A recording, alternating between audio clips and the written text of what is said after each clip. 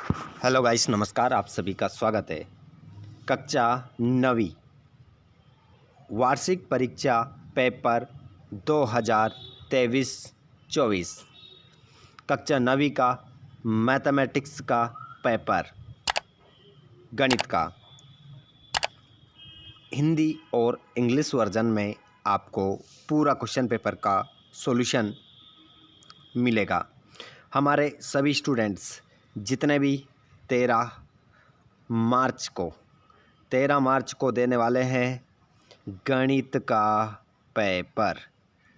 तो स्टूडेंट्स, गणित के पेपर में किस प्रकार आप 75 नंबर में से 75 नंबर प्राप्त करेंगे, इस वीडियो में हम बात करेंगे।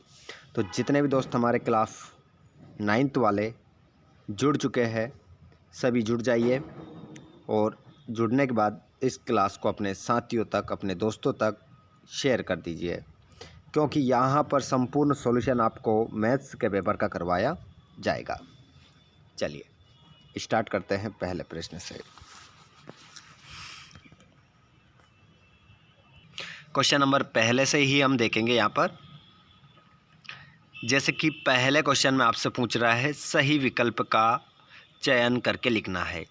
क्वेश्चन नंबर पहला आप देखेंगे बच्चों, तो यहाँ पर क्वेश्चन पहला नज़र आएगा। दी गई आकृति में छायांकित भाग भिन्न के रूप में होगा।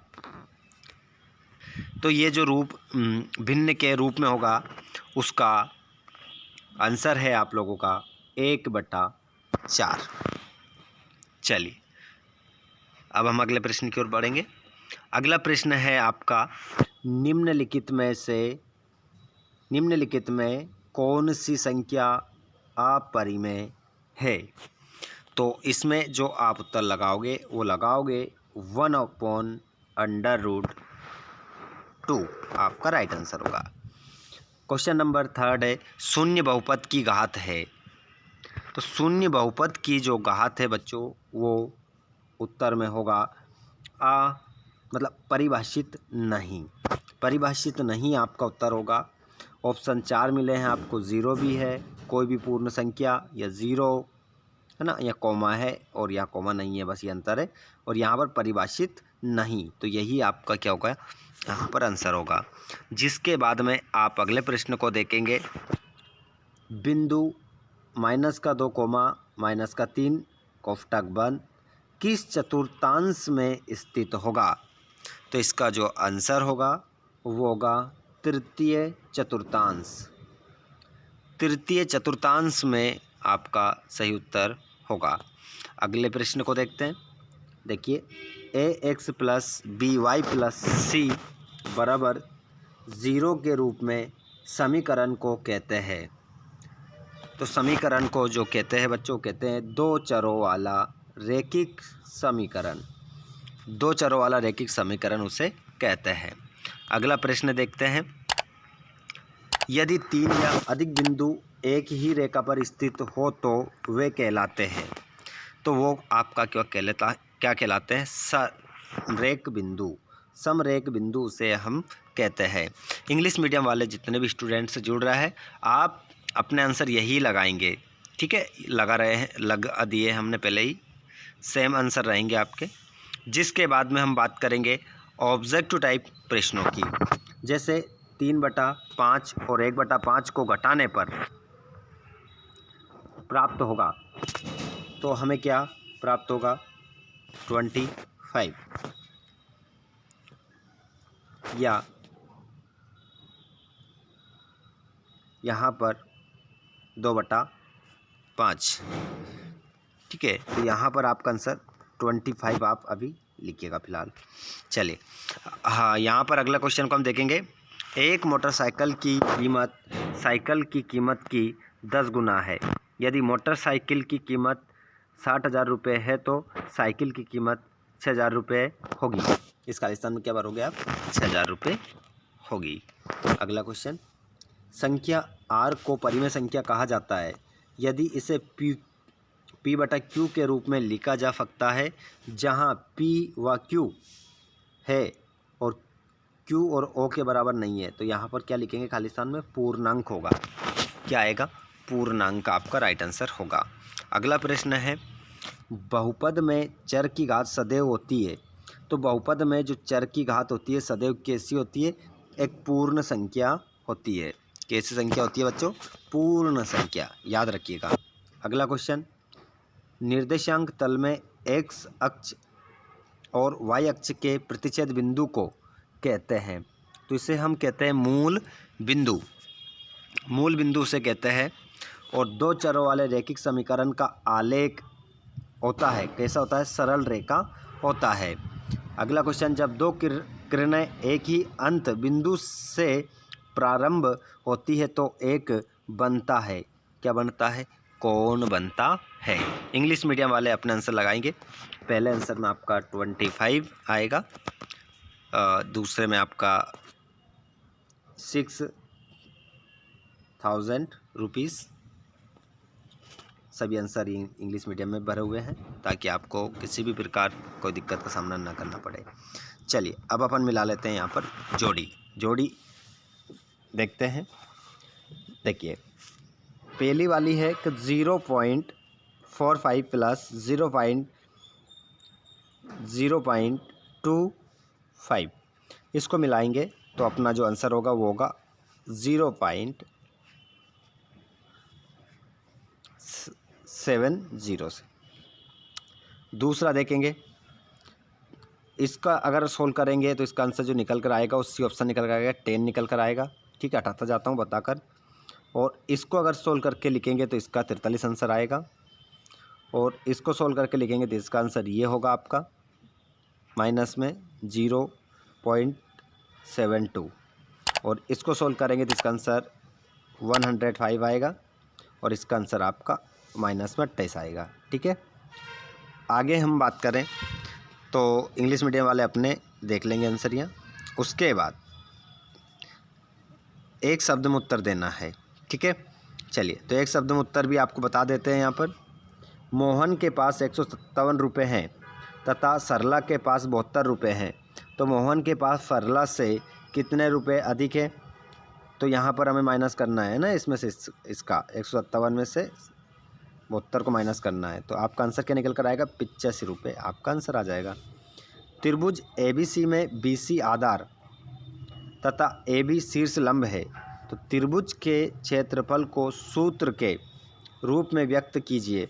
तो आंसर क्या हो जाएगा, 1/2 BX गुणित AB आपका आंसर हो जाएगा। सर्वांग सम आकृतियाँ किसे कहते हैं। तो आपका आंसर होगा वे आकृतियाँ जिनके आकार और माप समान हो उसे हम कहते हैं सर्वांग सम आकृतियाँ। अगला प्रश्न है, अगला प्रश्न होगा अभी आपका, यदि एक चतुर्भुज की सम्मुख भुजाओं का प्रत्येक युग्म बराबर हो तो उसे क्या कहेंगे। तो उसे कहेंगे समांतर चतुर्भुज। समांतर चतुर्भुज आपका क्या हो जाएगा, आंसर हो जाएगा। अगला क्वेश्चन है, अधिक कोण के माप की परास क्या होती है। तो 900 से 1800 के बीच होती है। और यदि अगला क्वेश्चन, यदि दो वृत्त परस्पर दो बिंदुओं पर प्रतिच्छेद करें तो उनके केंद्र उपनिष्ठ जीवा के लंब समद्विभाजक पर स्थित होता है अथवा नहीं। तो आंसर क्या होगा, स्थित होता है। अगला क्वेश्चन, एक शंकु की ऊंचाई एवं तिर्यक ऊंचाई क्रमशः 12 सेंटीमीटर और 13 सेंटीमीटर है, तो इसके आधार की त्रिज्या क्या होगी। तो आंसर क्या हो जाएगा, 5 सेंटीमीटर आपका आंसर हो जाएगा। चलिए आगे बढ़ते हैं। इंग्लिश मीडियम वाले बच्चे अपना आंसर देखेंगे यहाँ पर। उसके बाद हम देखते हैं सत्यापत्य। ठीक है, सत्यापत्य आपको बताएंगे। देखिए पहले क्या है, किसी घटना के घटने की प्रायिकता एक से अधिक नहीं हो सकती है, तो बिल्कुल सत्य हो जाएगा। और अधिकतम बारंबारता वाले प्रेक्षण को बहुलक कहा जाता है, सत्य। अर्धगोले के पृष्ठीय क्षेत्रफल और संपूर्ण पृष्ठीय क्षेत्रफल में अनुपात 2/3 होता है, तो यहाँ पर आपका आंसर गया है, ये भी सत्य हो जाएगा।